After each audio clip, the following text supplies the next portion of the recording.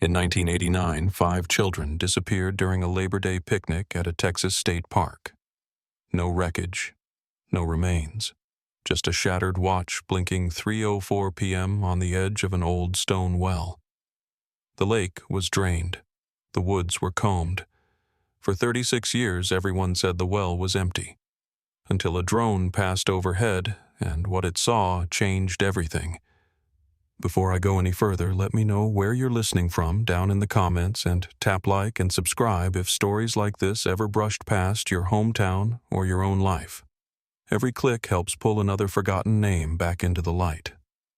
My name's Rita Klein. I was 46 that summer, living in Emory, Texas, raising 2 boys, working mornings at the local clinic. Back then, our lives moved slow. Church on Sundays, watermelon on the porch. Nobody locked their doors unless they were leaving town for the weekend. Labor Day always meant one last picnic before school started. A tradition. We didn't go far, just to Hollow Creek State Park about 15 miles out past the county line. It wasn't fancy, but it had trees, space to run, and a lake the kids could poke around. Quiet, shaded, real Texas woods.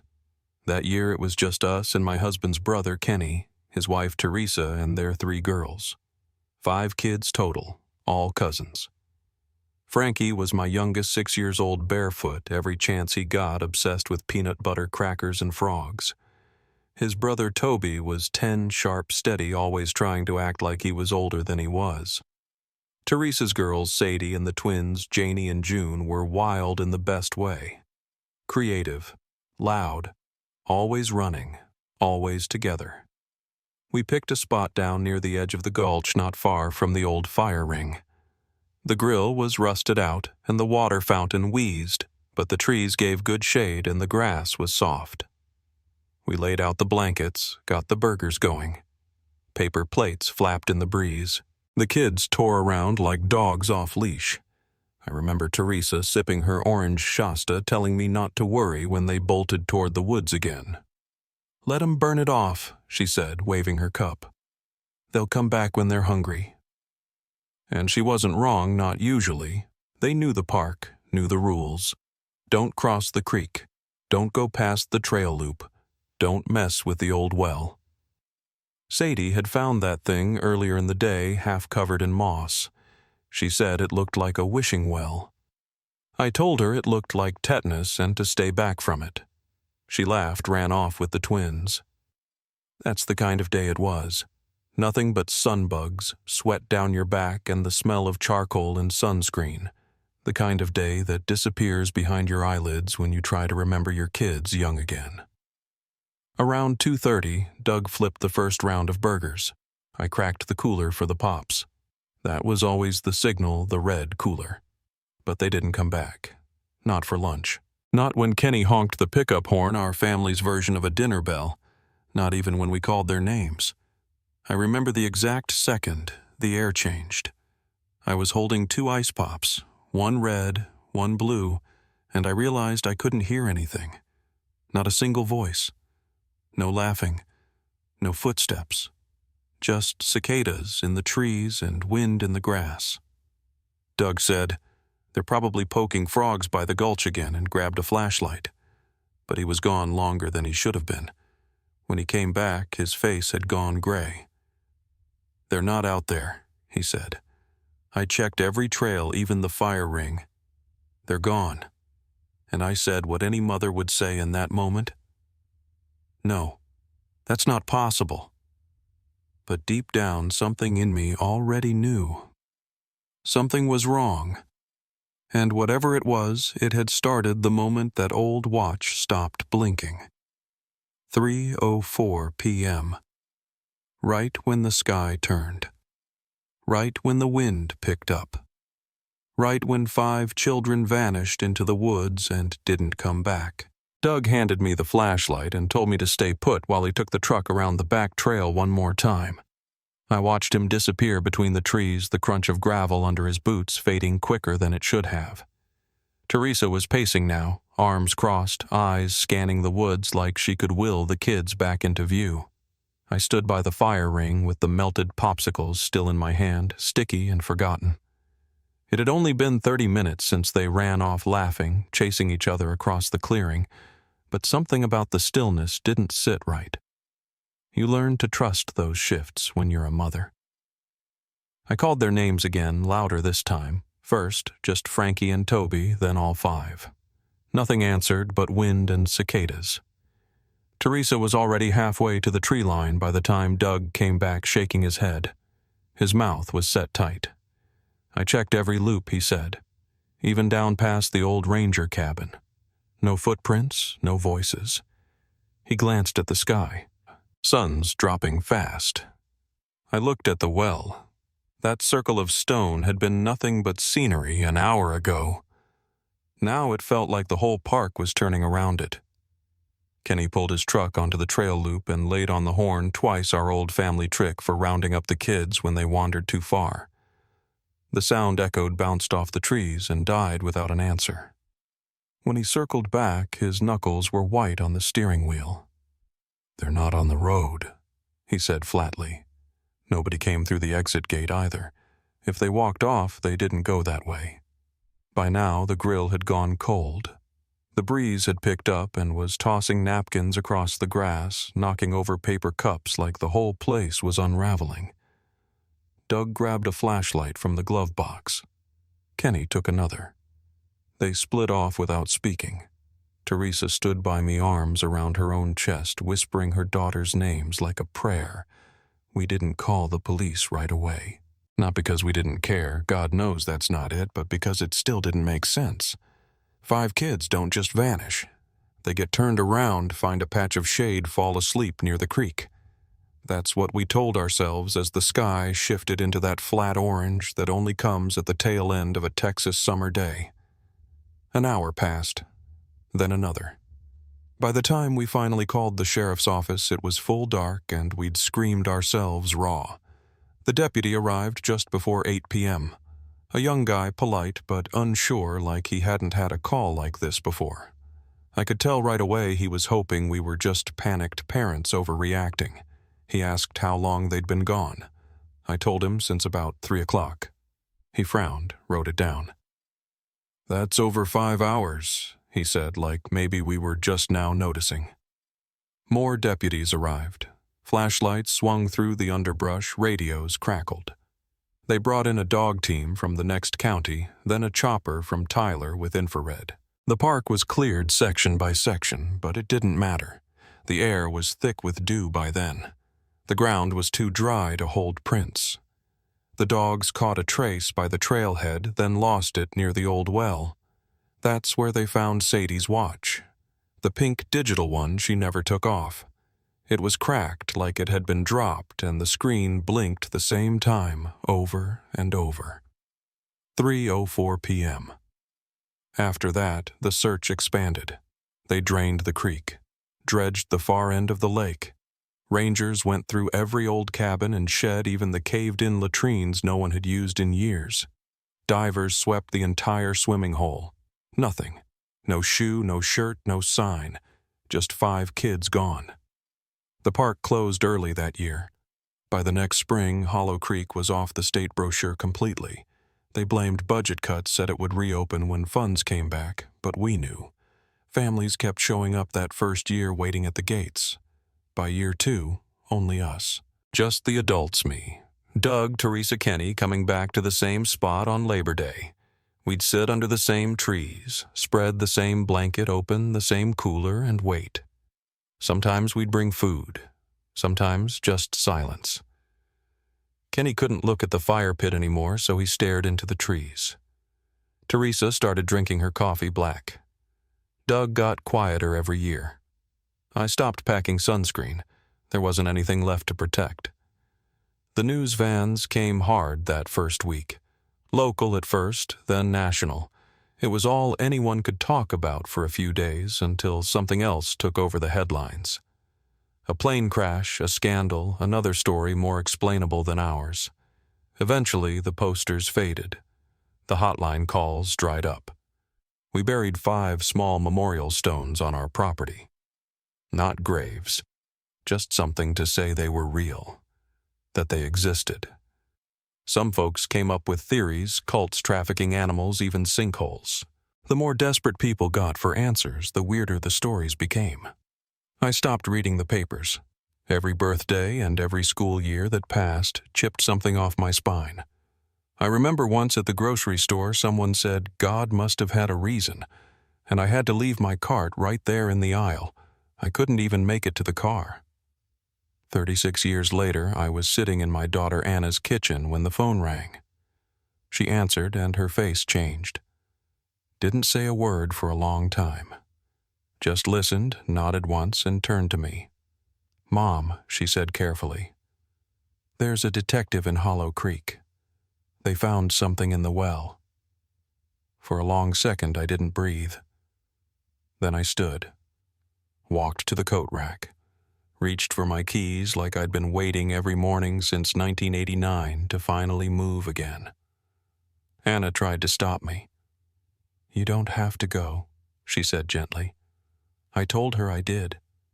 Not because I wanted to, but because I already knew what they were going to find. I'd always known. That well wasn't empty. It never was. When the news broke that they were reopening the case, I thought maybe finally things would start to move.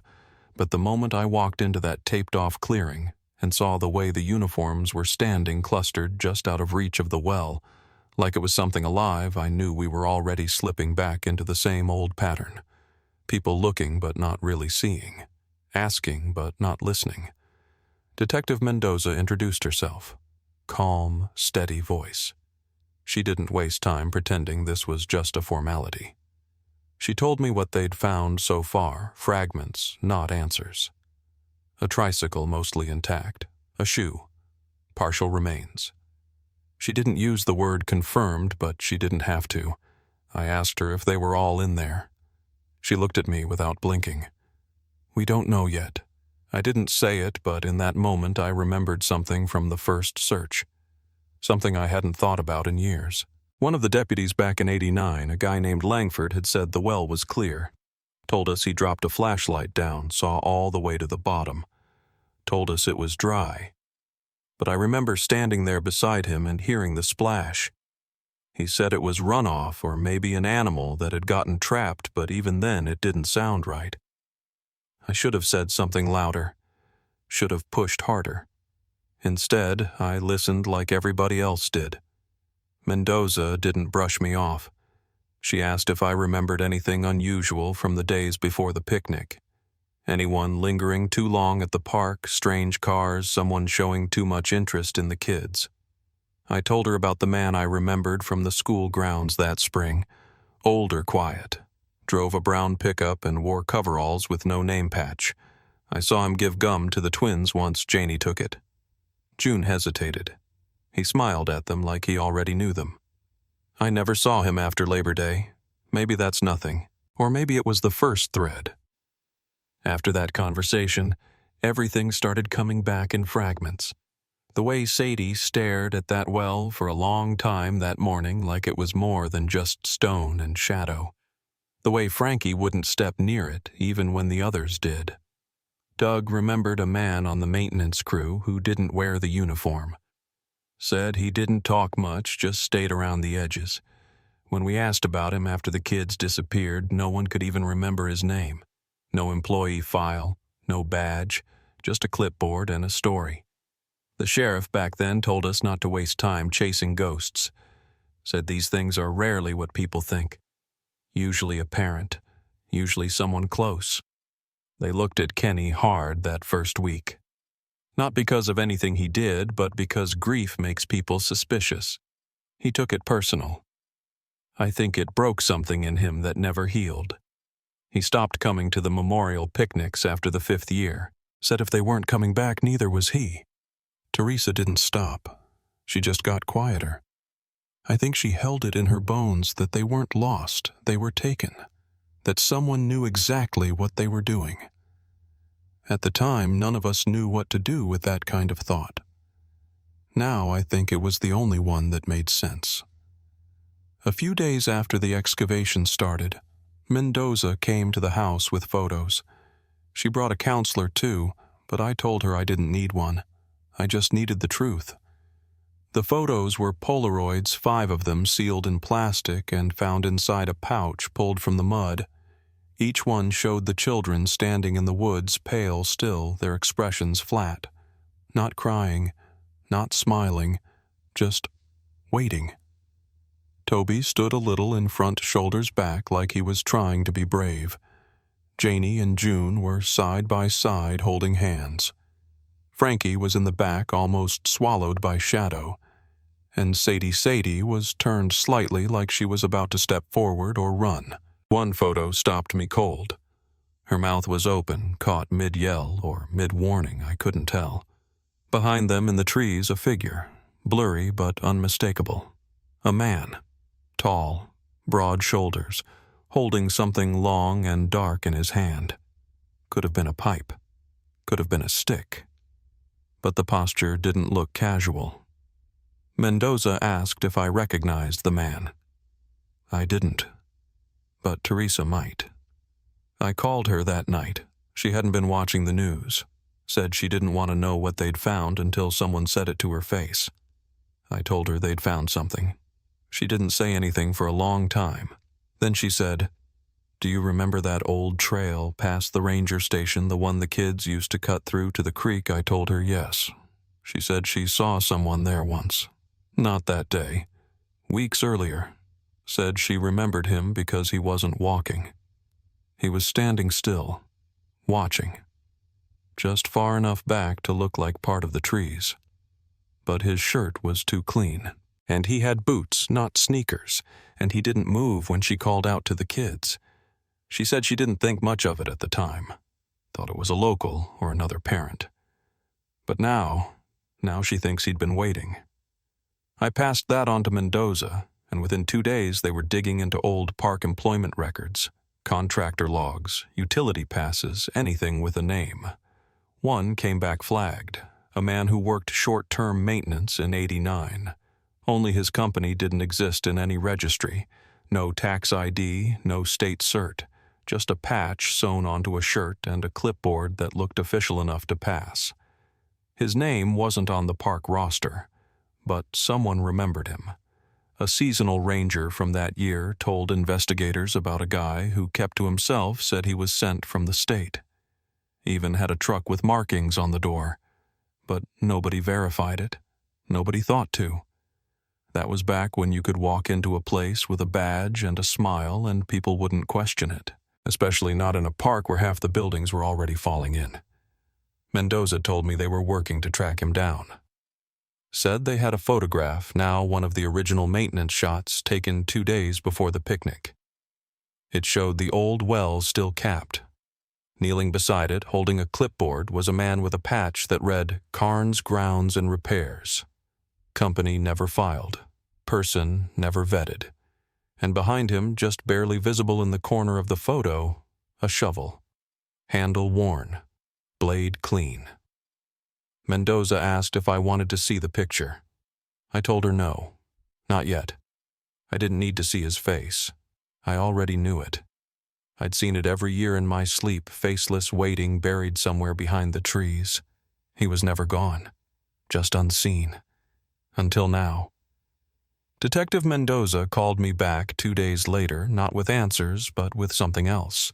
She said they'd found another item in the well, something buried beneath the first layer of debris. Soft earth compacted over years, maybe even placed intentionally. It was a lunchbox. Not metal, not new. One of those thin tin ones from the late '80s cartoon dinosaurs stamped across the side. It was dented and discolored, but the paint was still there, a green stegosaurus halfway peeled off. Inside, there was a sandwich container still sealed, a fruit leather, and on the underside of the lid, scratched in with something sharp, maybe a key, 2 initials, and a last name. T. Graham. That was my oldest. Toby. I didn't need a forensic team to tell me that. I recognized the handwriting. He'd just learned how to spell his name in cursive that summer, kept practicing it on everything. When she showed me the photo, my breath left me in one long, steady stream. I didn't cry. I just felt the room get quiet. Mendoza didn't push. She just waited, notebook closed, voice steady. "We think it was placed there with care," she said. "Not tossed, not lost." That's when I knew we weren't just looking at a site where something happened. We were looking at where someone had come back. Carefully, deliberately, to bury pieces of them like keepsakes. Teresa got her call the same afternoon. They'd found a white shoe one of the twins. Still had the rainbow lace charm she clipped on herself the night before the picnic. Janie had cried when she lost the other one during a creek walk back in August. Said they weren't a pair anymore. Teresa had spent weeks calling department stores trying to find a match. She kept the single shoe in a box with Janie's school ribbons and a pair of swim goggles that never got used. When I visited her that evening, she had the box on her lap. The shoe matched. Even the wear mark on the toe from where Janie used to drag her foot when she got tired. Teresa didn't say much, just held it like it still had weight in it. That night I couldn't sleep. I sat on the porch until almost 4, just listening. The trees out here don't rustle like they used to. Or maybe it's just me. The next morning, Mendoza brought news of something else. This time it wasn't from the well. It came from inside a storage unit just outside Emory. A woman named Carla Pritchard had gone looking through some of her late husband's belongings, old photo albums, forgotten family snapshots, and found something tucked between pages labeled Summer 1989. It was a photo of kids at the edge of the woods. Ours. Caught in that familiar blur of motion, faces turned towards someone out of frame. But it wasn't the kids that mattered. It was the man standing behind them, just off-center. Jeans, plain shirt, tall frame. Holding something that looked like a tool handle or a branch. Not close enough to be part of the group. Not far enough to be unseen. On the back, in faded pen, someone had written, "Harold, friend of Kenny's." Carla didn't recognize the name, didn't know a Harold, but she remembered what happened after that photo was taken. And she remembered Kenny coming home quieter than he left. I brought the photo to Mendoza the next day. She looked at it for a long time, then made a call. That's when the files started coming out of boxes, things that hadn't been touched in decades. Maintenance rosters, ranger schedules, trail inspection reports. Some had been scanned already, others were still on microfilm. Buried in one of the ranger logs from 2 days before the kids disappeared was a note. A work order issued to a third-party contractor, stone cap maintenance clearing debris, widening access prep for closure. The listed company was Carnes Maintenance and Grounds. Same name as the patch on the man's shirt in the earlier photo. But no one could find any record of the company existing. No license, no insurance, no crew. Just one man, one truck, and a clipboard. Mendoza traced the name to a Charles K. Carnes, who'd been arrested in 1998 in San Antonio on an unrelated charge assault, no conviction. He'd been living under a different name, working odd jobs around state parks, mostly off books. No address on file now, but last known residence had been less than 30 miles from Hollow Creek. That was enough. Enough to knock on a door. Enough to start asking questions that should have been asked a long time ago. Meanwhile, the well kept giving. Late afternoon, August 31st, they pulled up a small pouch. Inside were 5 Polaroids, carefully sleeved, still legible, despite the time and moisture. Same photos Mendoza had shown me earlier. Only now we knew where they came from. They'd been sealed and buried, not lost, not scattered. One showed all 5 kids standing in the woods. Another caught Sadie mid-motion, mouth wide like she'd been shouting. Behind her, a shadowed figure. You couldn't see his face, but you could see his posture. Upright, watching. A technician enhanced the image. Still nothing clear. But the height, the frame, the position, it all fit. Mendoza leaned over the photo and just said, "He didn't just take them, he posed them." That night I went looking for the folder I kept in the back of my closet. It hadn't been opened in years. But inside were drawings Toby had made one of them from that last week. It showed a circle with trees around it and 5 stick figures holding hands. Near the edge, a sixth figure. Taller. Just a black scribble. At the time, I thought it was a monster. Now I think it was a memory. The next day, Mendoza knocked on the door of a crumbling house off a dirt road 2 counties west. The mailbox read Carnes. She didn't tell me what happened next. Not at first, but I could hear it in her voice when she called. We talked to him, she said, and he talked back. I asked her one question. Did he confess? There was a long pause. Then she said no. But he didn't deny it either. I remember sitting very still after that, like my body was waiting for something else, something final. But what she said next caught me off guard. He said the well wasn't his idea, that it was already started when he got there. I didn't know what to say to that. I still don't. But it planted a seed I couldn't ignore. If Carnes wasn't the beginning, then who was? And how far back did this really go? The house itself was barely standing.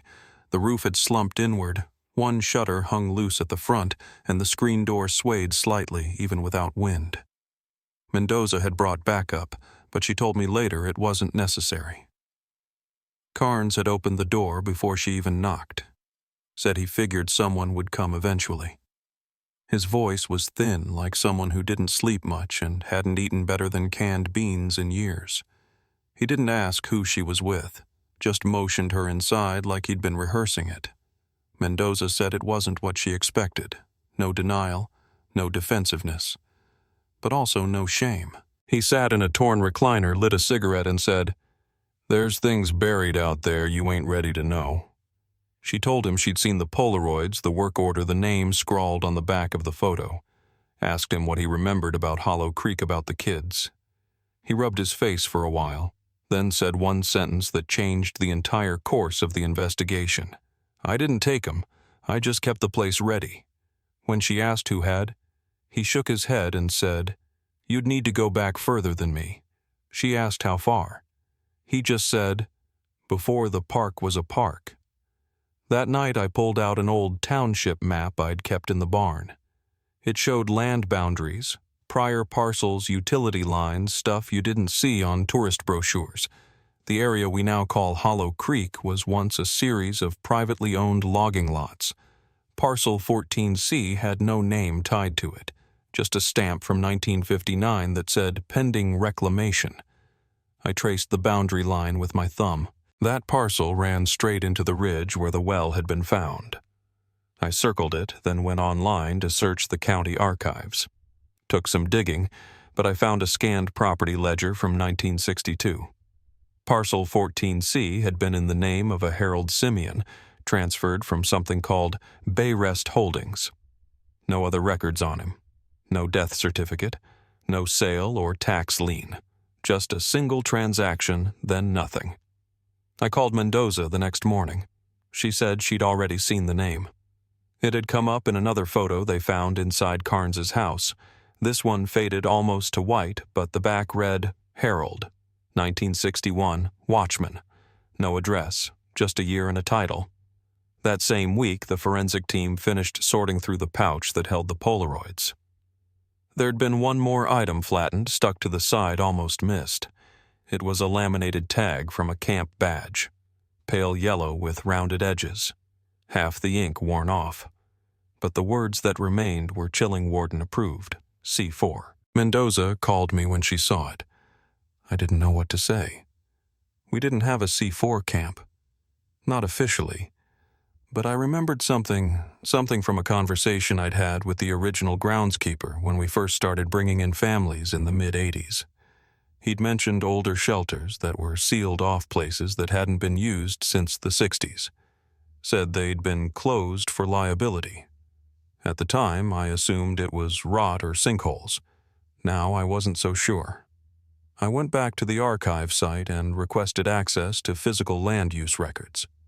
Took 2 days for the clerk to call me. She said the only files that still existed on Camp C4 were stored in a locked cabinet that hadn't been accessed since 1991. When I drove out there, she handed me a thin manila folder, Only 3 sheets inside, a floor plan, a maintenance log, and a typed memo. The memo was dated July 28, 1964. It said, effective immediately. Cabin site C4 to be sealed due to incident involving structural compromise. Keys returned to site superintendent. Do not reissue. No description of the incident. No names. Just a stamp handled.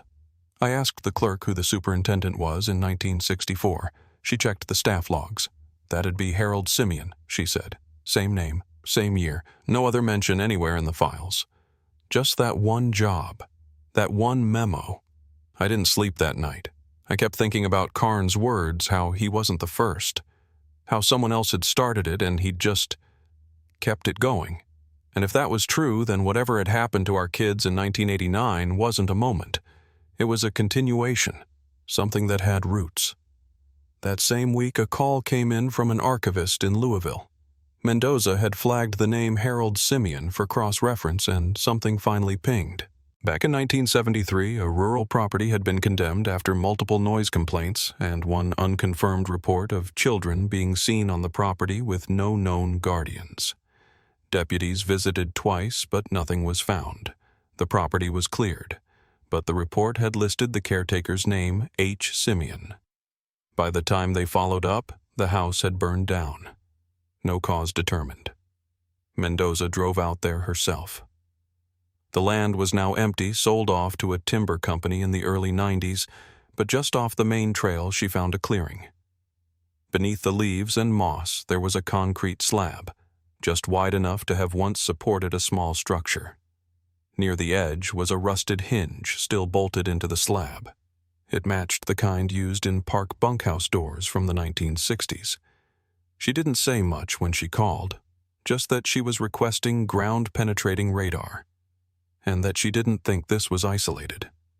I stood in my kitchen for a long time after we hung up. I looked out over the tree line where the kids used to play, thought about the word warden, thought about how many times it had shown up quietly in corners of photos scratched on walls embedded in paperwork.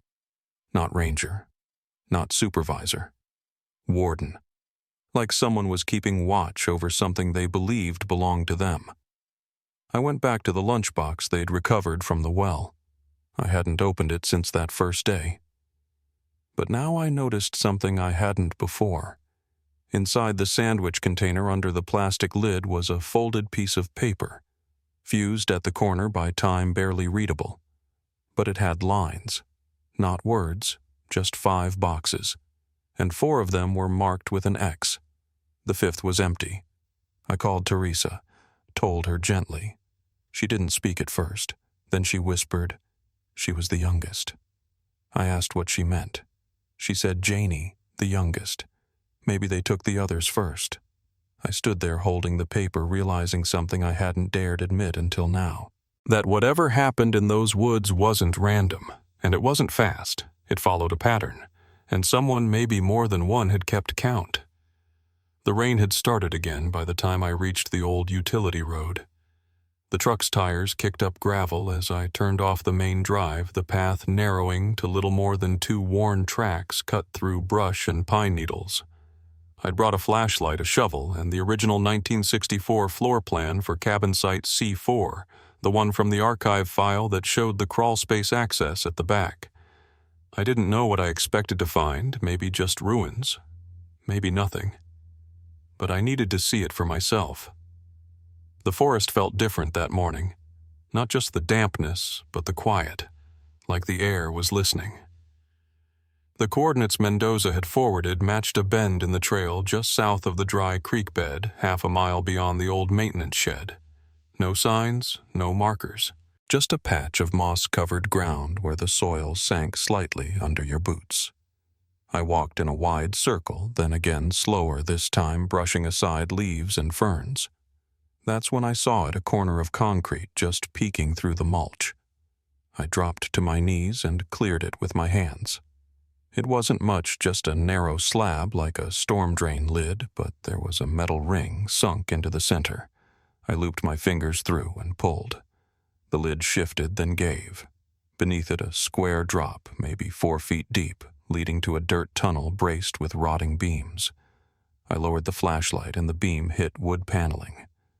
There was a door at the far end, half rotted but still standing. I didn't go in. Not yet. I marked the location, snapped a photo, then replaced the lid and packed the leaves back over it. I drove straight to Mendoza. Showed her everything. She didn't hesitate. That same afternoon, she filed the request for site excavation and secured permission through the county. Said they'd get a crew out there by week's end. But it was what she did next that shifted everything. She pulled out a folder she hadn't shown me before. Inside was a black and white photo from the 1950s, faded, grainy, but clear enough. It showed a group of men standing beside a long canvas tent. One of them, third from the left, wore a ranger's uniform with no nameplate. On the back of the photo, someone had written Bay Rest Evaluation Group, 1957. The stamp below that read, Warden's Inspection, Parcel 14C. I asked if any of those men had been identified. She said no, but one face, the man on the far right, had shown up in 2 other photos recovered from Carnes's house. Once standing beside a map, once crouching next to a group of children, all of whom had their backs to the camera. No names, no records, just images. The deeper we looked, the more we found patterns. In the site logs from the original Hollow Creek construction permits, there were references to temporary staff housing that predated the cabins, not listed under the Parks Department under external custodial services. It was the only time that phrase ever appeared. Mendoza traced it to a shell company in St. Louis that dissolved in 1971. No board members, no filings, but linked through an IRS audit to Bayrest Holdings. It was the same entity that had once owned Parcel 14C. She called it infrastructure laundering, a way to build things, use them, and erase the paper trail after. I asked what they'd been building. She said quietly, holding structures, observation camps, pre-adoption screening centers. I didn't understand at first. She told me to sit down. Said she'd interviewed a former social worker who'd done contract work in the late 60s, mostly off-record, mostly under unusual terms. He remembered Bayrest, remembered Parcel 14C, remembered a place they called the Strip Camp. Said it wasn't just for wayward kids, it was a sorting site, where children were evaluated separated, and sometimes he paused, redirected. The man wouldn't say more. Claimed he'd been threatened once when he asked questions. Said the name he heard the most back then was the warden. Not a person, he said. More like a title. Like a role passed from one man to another. I asked Mendoza how this could happen in a state park right under everyone's nose. She said, because people like Carnes made sure the land stayed quiet. And people like us back then, we didn't know what we were looking at. That stuck with me. All the signs, the fragments, the whispers. It wasn't that they were invisible. It was that we didn't know how to read them.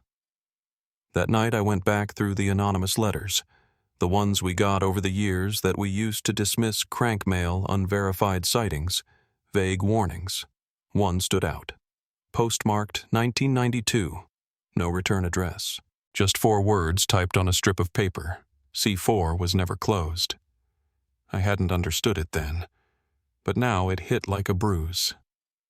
Someone out there had tried to tell us. Someone who knew that what happened in 1989 wasn't a freak event. It was a continuation. A place reactivated. I stayed up past midnight, marking the timelines when Carnes arrived, when the shell company dissolved, when the ownership transferred. The overlap was too neat to be random. Carnes took over as groundskeeper 2 years after Bayrest folded, like someone handed off the key and said, keep watch. The next morning, the excavation crew arrived at the tunnel site. I watched from the ridge as they cleared brush, lifted the slab, and lowered equipment down into the earth. One of them came up pale, said the air down there felt wrong, said it smelled like something that had been locked away for a long time. Mendoza went in herself. She was down there almost an hour. When she came back up, she didn't speak, just sat on the tailgate and stared at the trees. I didn't press. I knew that look. It's the same one I wore when we first pulled the lunchbox from the well. The weight of something ancient and deliberate. As I walked back to the truck, I passed one of the junior officers. He held something in his hands, an old enamel badge rusted around the edge. The center was worn, but still legible. It said, Warden C4. Entry authorized. The number stamped at the bottom wasn't an employee ID. It was a date. 7/13/89. The same day the kids disappeared. The badge stayed with Mendoza for the better part of a day. She kept it wrapped in a cloth on her desk, not in an evidence bag. Said she didn't want to file it just yet. We both knew it wasn't going anywhere.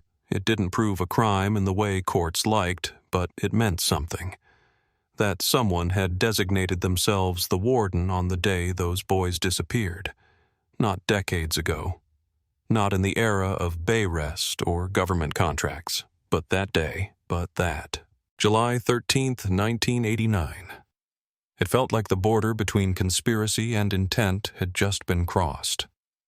I drove back out to the Hollow Creek site that evening, not because I expected anything to change, but because I needed to sit with the land, if that makes sense.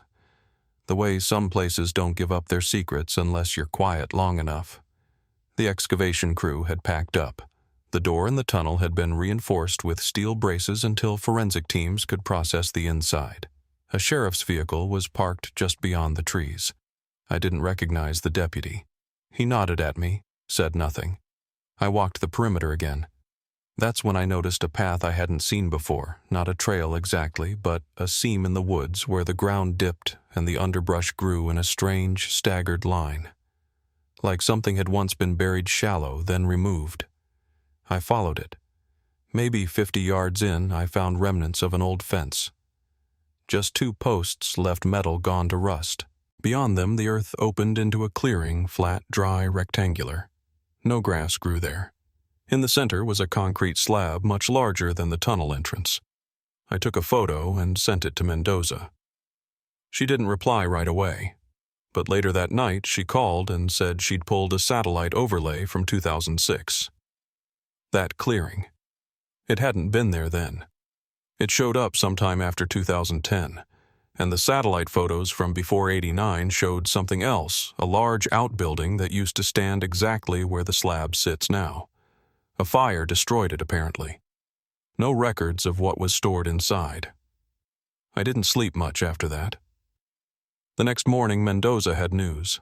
The forensic team had begun cataloging items from inside the tunnel, and there was something they wanted me to see. I met her at the county lab. She didn't say much, just pointed me to the tray on the table. There were 3 items: a child's sneaker, badly degraded but unmistakably small, a rusted canteen marked with a number 7A in red ink, and a Polaroid protected in a sealed sleeve.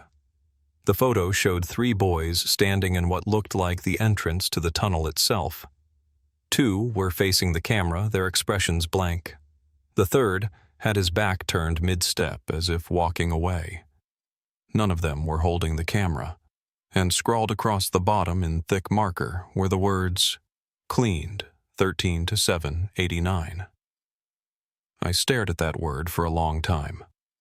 Cleaned, not rescued, not relocated, not processed. It sounded clinical final. I asked who found it.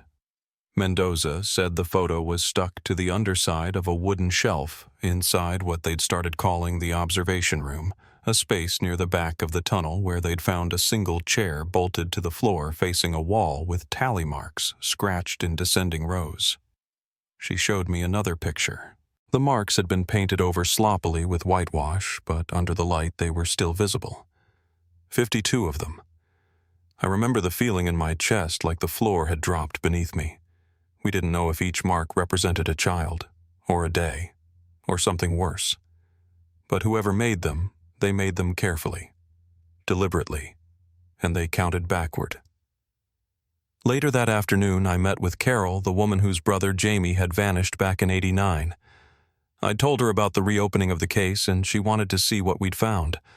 I didn't show her the Polaroid. I couldn't, but I showed her the sneaker. She held it in both hands for a long time before saying anything. Then she asked something that stuck with me. "Do you think they knew no one was coming for them?" I didn't have an answer. That night, Mendoza found something else. A file buried deep in the county records office filed under utility easements of all things. It detailed a transfer of land use in 1988 for an underground structure approved for wildlife containment and observation. Signed off by a now defunct committee. One of the names on the form was M. Carnes. His signature was shaky but legible. It meant he hadn't just maintained the land. He'd authorized the use, and likely controlled the access. I asked how many other structures might be out there. Mendoza said softly, "More than we thought." That evening, a call came in from a retired parks worker named Dennis Orville. Said he'd heard about the case on local radio, and something clicked. Back in the summer of '89, he said he'd been assigned to trail clearing around Hollow Creek. And on 2 separate mornings, he saw a brown delivery truck, no logos, parked near the service access gate. Same gate that had been locked for years by then. He remembered it because the man unloading supplies always wore gloves even in the heat and never made eye contact. Said the guy had a badge, not a name tag. When Dennis tried to ask what he was delivering, the man told him, "You don't have clearance for this parcel." Dennis had never told anyone before. Said the way the man said parcel felt rehearsed. Legal. Like it wasn't just a patch of land, it was a designation. A number in a system. I thanked him for calling. But even after I hung up, that phrase kept looping in my mind. Parcel. As if the kids who vanished weren't just victims, but inventory. And whoever kept track of them didn't see people. They saw pieces to be moved, hidden, replaced. The last thing Mendoza said to me that night was this: "If that photo's timestamp is real, then they were still alive for hours after the last ranger log, which means someone saw them. Someone let them in." She paused.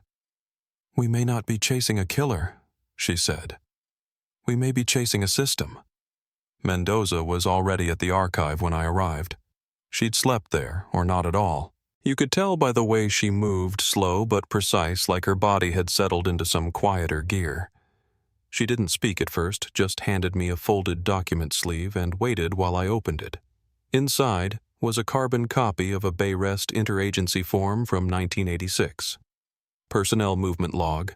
Routine language except for the handwritten annotation near the bottom.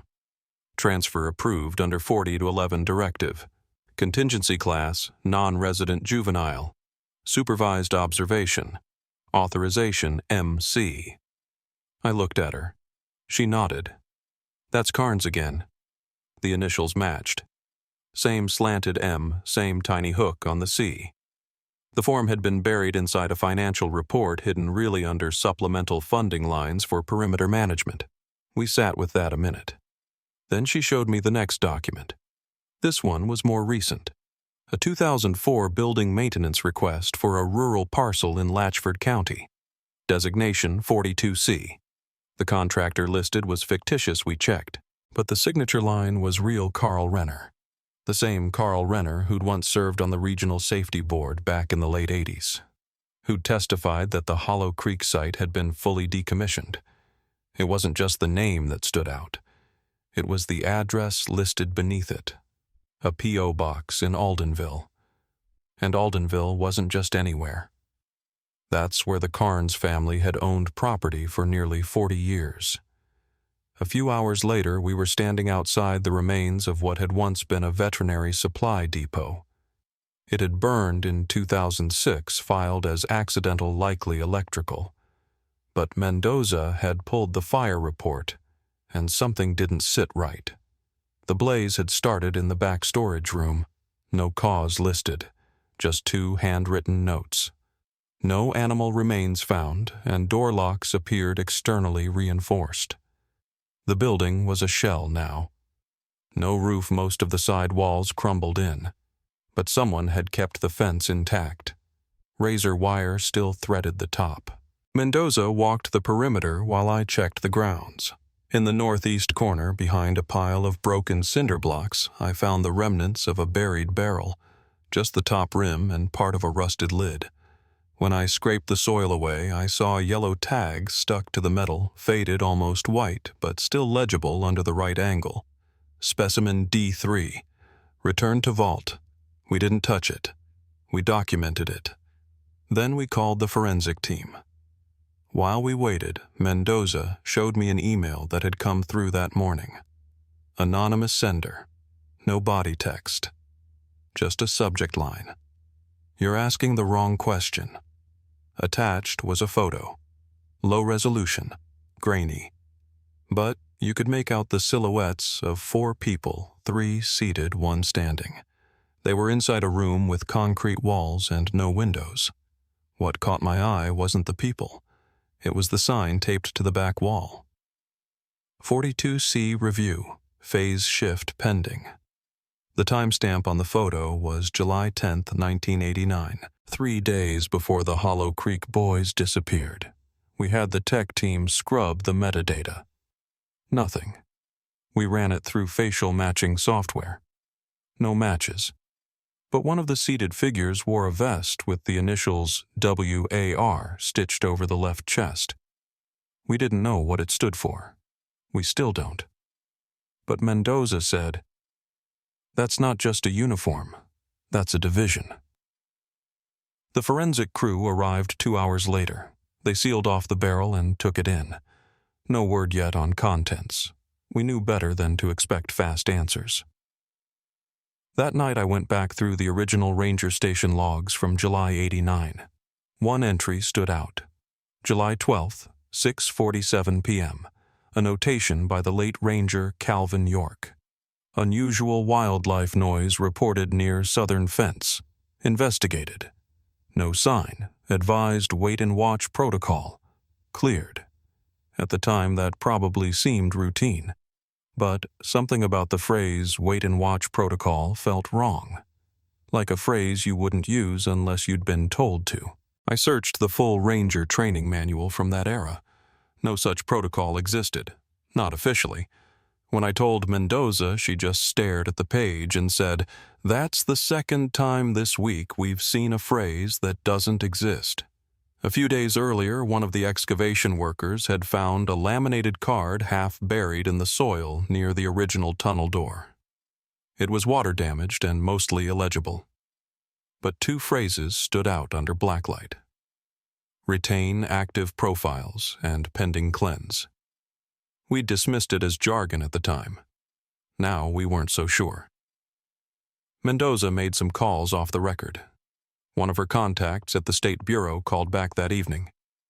He said he'd heard of something decades old called the Reclamation Network.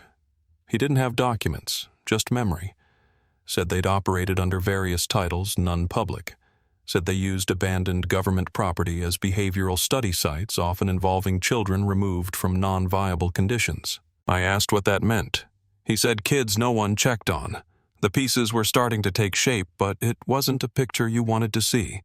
It was a mechanism, structured, maintained, hidden beneath bureaucratic dust and land use codes and shell corporations that signed their own leases. A few hours later, I got a text from Carol. Just a photo, an old family snapshot I hadn't seen before. Jamie, maybe 7 or 8, wearing a paper crown from some birthday party. Standing beside him was a man in a brown uniform, not a ranger, not a cop.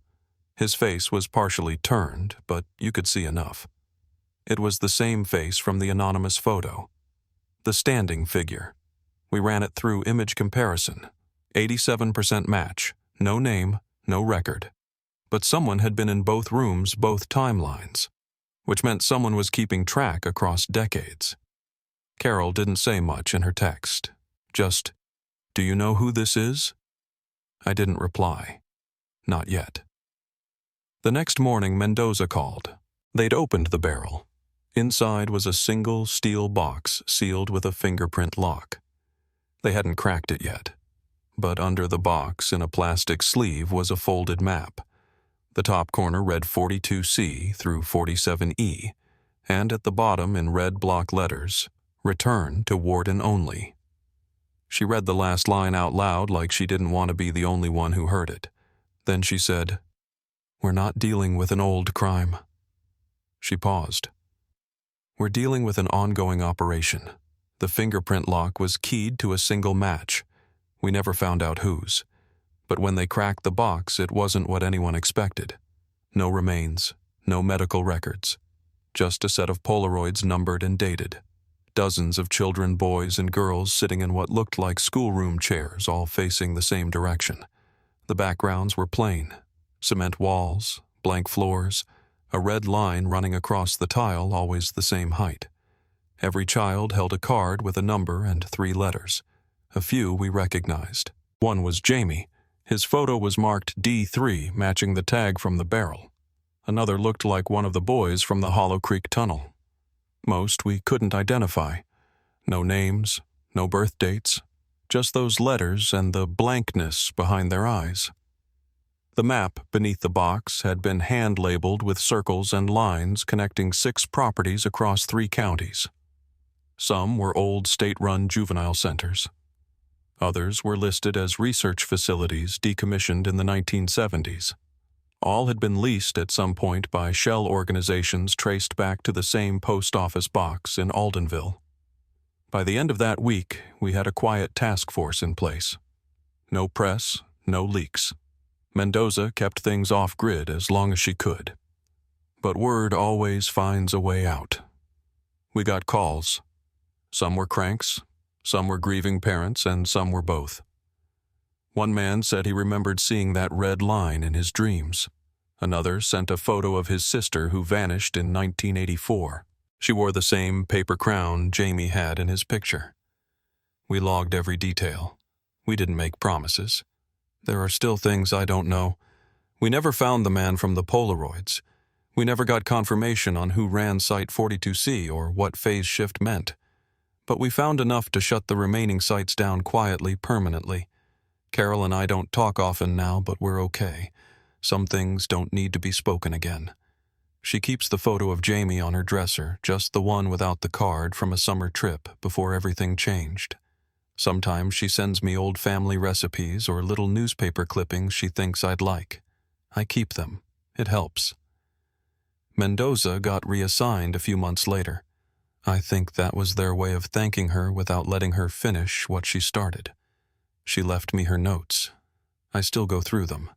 There's one page I keep folded in my wallet, just a list of names with a line at the bottom. We don't forget the ones who were told they didn't matter. I think about that a lot. Not in the loud way, just when it's quiet. In the end, I don't know what Jamie would have become. I only know who he was when someone decided he didn't belong in the world as it was.